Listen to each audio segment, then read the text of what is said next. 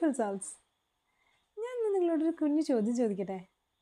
നിങ്ങളേറ്റവും മുതിർന്നൊരു വ്യക്തി, എത്ര മുതിർന്നൊരു വ്യക്തിയോട് നിങ്ങൾക്ക് എത്ര സമയം ആശയങ്ങൾ ആശയങ്ങൾ വഴക്കില്ലാതെ, ഓക്കെ, അതുപോലെ വിഷയദാരിദ്ര്യമില്ലാതെ എത്ര നേരം നിങ്ങൾക്ക് സംസാരിക്കാൻ കഴിയും?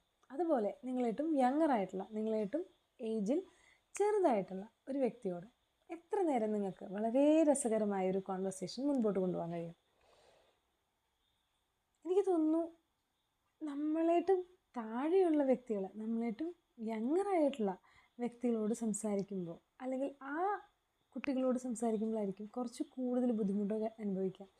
കാരണം അവർ ടോട്ടലി ഡിഫറെൻ്റ് ആയിട്ടുള്ളൊരു ജനറേഷനാണ്. ഇത് തന്നെയാണ് ഈ ജനറേഷൻ ഗ്യാപ്പ് എന്ന് പറയുന്നത്.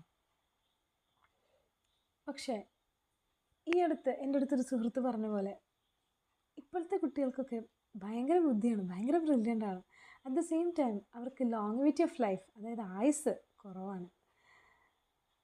പണ്ട് ഒരു 14 വയസ്സിലൊക്കെ പെൺകുട്ടികൾ കല്യാണം കഴിഞ്ഞ് ഒരു കുടുംബം നോക്കാനുള്ള പ്രാപ്തിയോടുകൂടി മറ്റൊരു വീട്ടിലേക്ക് ചെന്ന് കയറും.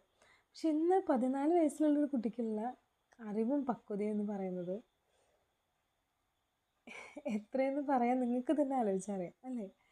അത്രയും വ്യത്യാസമുണ്ട് പണ്ടത്തെ തലമുറയും ഇന്നത്തെ തലമുറയും തമ്മിൽ.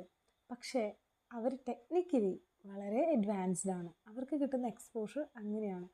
പണ്ടത്തെ കാലത്ത് കിട്ടുന്ന എക്സ്പോഷർ ഡിഫറെൻ്റ് ആണ്.